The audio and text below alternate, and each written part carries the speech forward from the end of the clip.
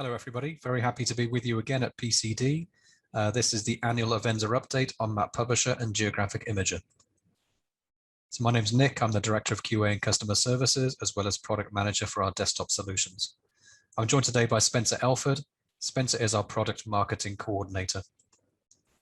So today we'll talk to you about what's new in both applications. We'll walk you through some tips and tricks, and I'll walk you through Avenza initiatives, so what we have currently in flight and what we have currently planned for the next few months. So what's new in MAPublisher? So in version 10.8, we provided significant updates to our coordinate system and projection library powered by Blue Marble Geographics. This also means our list of supported projections has grown significantly, with new additions including the Natural Earth and Natural Earth 2 projections created by Tom Patterson. For a full list of our expanded library, please check the Avenza Support Center. So Geopackages have seen widespread support from various government, commercial, and open source organizations in recent years. We have supported the export to raster geopackages for some time, but in version 10.9 due out soon, we will be supporting the import and export of vector geopackages. It's very exciting. We've also added support for importing TopoJSON, an extension of GeoJSON that encodes topology.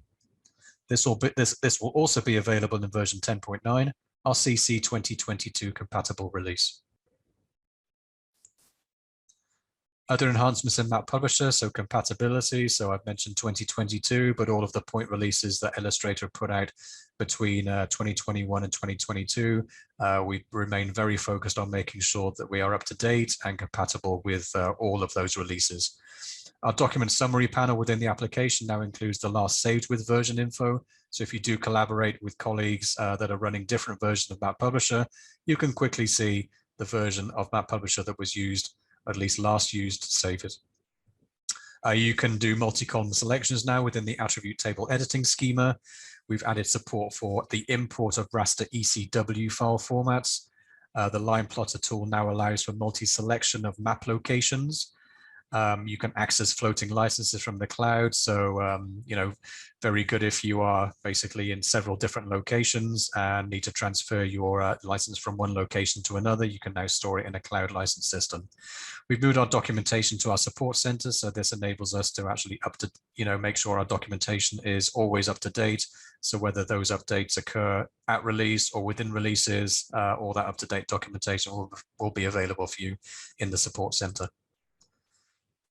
So what's new in Geographic Imager? So we've added geospatial referencing to the Photoshop PSD PSB file format. So this is big news for us. So this reduces the need to retain an external reference file, and it means that you will not be able to have to specify the source reference information when opening the file.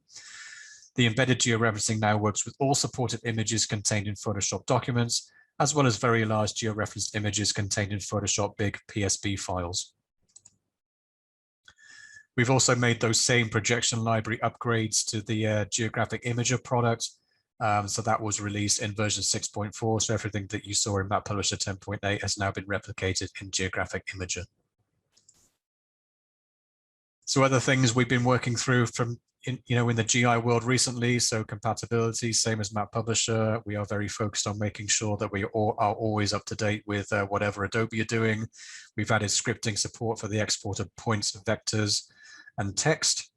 And we've made some changes to our map store recently. So, at least around categorization. So those new categories are now available for you in the upload to Avenza Maps feature within Geographic Imager. Same as MAPublisher, we've moved all our documentation now into our support center. So, all that up-to-date documentation will always be available for you there.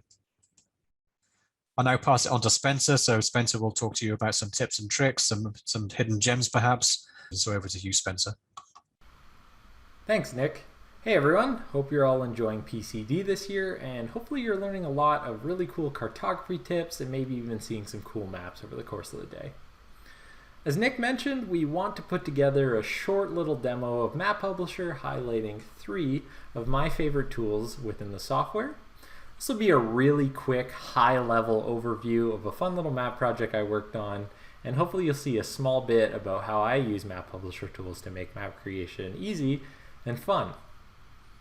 Now, being PCD, we wanted to put together something a little bit more interesting.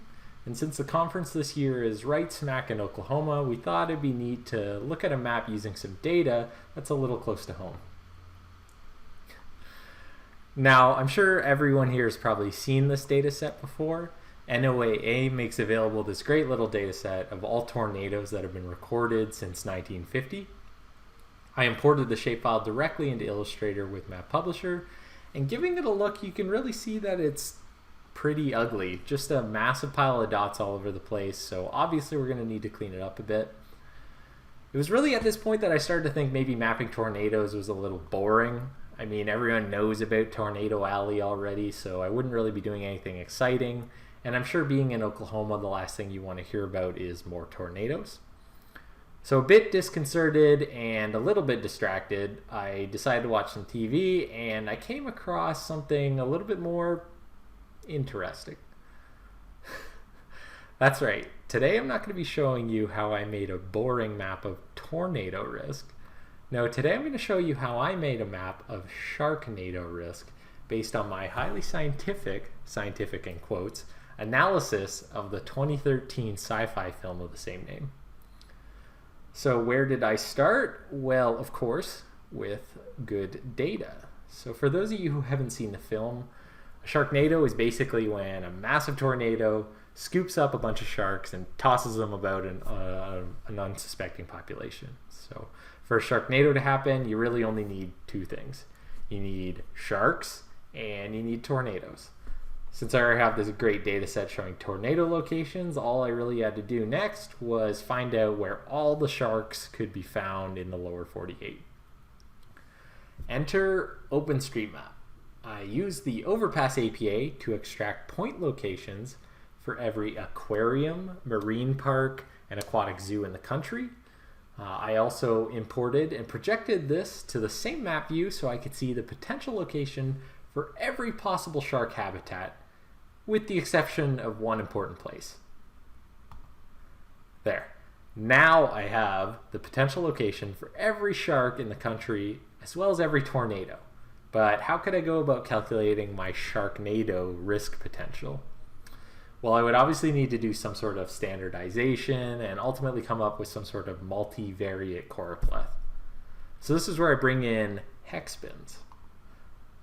I love hex bins because they're fun to work with and they make for some really neat data visualizations. I grabbed this hex gridded data set for the US mainland from Daniel Huffman's amazing Project Linework website. It's a really fantastic collection of ready to use vector map data, and I really can't tell you enough about how much I love the project. So here's where the tricky part comes in. To create my choropleth, I need to aggregate my point data for tornadoes and shark locations into my new hex grid. Here's where I can use the fantastic spatial join tool in MAPublisher. For those of you who joined us last year, you'll know we recently introduced the spatial join tool as another way to modify and join our map data. So I could take my jumbled, messy point data for tornado and shark locations and aggregate them within a nice, neat enumeration unit delineated by each hex bin. I can also aggregate the attribute data for these points to create my custom standardized risk index for both tornadoes and sharks separately. So the really nifty thing about the spatial join tool is it comes with a bunch of different options for specifying the spatial relationships that allow me to define how my data will be aggregated into this new data layer. So running the tool for my shark data, you can see I have my preliminary shark proximity risk map. Now, if you've seen the movie, a sharknado can last almost 10 times longer and travel about 10 times farther than any normal real-world tornado. So because of this, technically any shark within about 100 miles of your location could, in theory, be picked up and tossed at you by a tornado. So knowing this, when I configured my spatial join, I specified a near range threshold to assign a value based on how many different shark locations could be found within 100 miles of a particular place. Now, doing the same thing for my tornado data, I was able to use the spatial join tool to get a quasi-accurate tornado risk map, this time calculating a yearly average tornado occurrence for each hex area using the information stored in the attribute table of the original shapefile. Now, speaking of attribute tables, next up is my favorite little function of MAPublisher, the attribute expression builder. With attribute data of all my map layers available right at my fingertips, I could easily build out some fairly complex expressions to help me standardize and calculate individual risk indices for both tornadoes and sharks individually, and then combine these using a separate expression to create a cumulative Sharknado risk index for my final map. So with the expression builder, I combine my risk indices for shark proximity and tornado frequency into an equally weighted bivariate risk index. I used equal weighting obviously because sharks and tornadoes are equally important in creating a Sharknado. So with my data created, I could move on to stylizing it to get a real idea of the risk in the area. So I'm going to be using map themes, which are a really amazing tool in MAPublisher to create data-aware style sheets. The nice thing about map themes is that they're entirely rules-based, meaning that I can apply all these custom expressions, conditionals, and even data filters that will automatically be applied to any data set I specify. Since these rules-based style sheets are linked to the attribute data, I can adjust how the data is visualized by inspecting the very handy data distribution histograms included in the tool, and I can use this to adjust the bin width for each one of my color groups.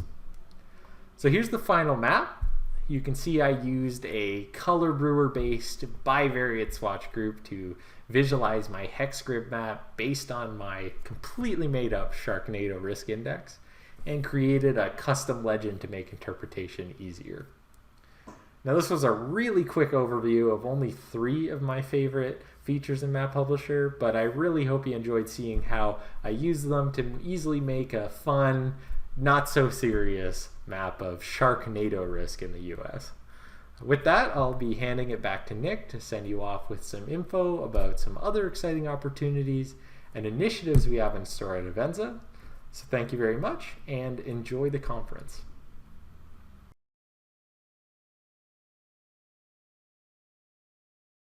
Thanks, Spencer. That was great. So just wrapping up now. So, we want your feedback. So we've opened up a survey specifically for NACIS attendees. So if you have any really cool enhancement requests, we'd love to hear from you. Here's the URL.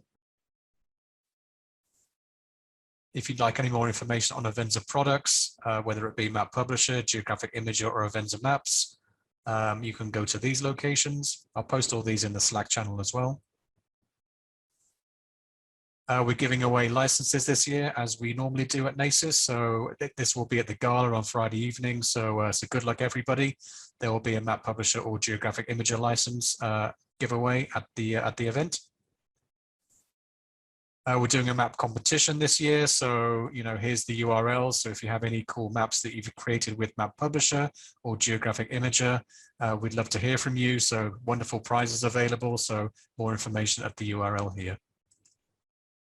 Avenza User Conference. So we had our first user conference in May of this year. Some phenomenal presenters: Tom Patterson, Steve Spindler, Hans van der Marel, Planet's Robert Simon.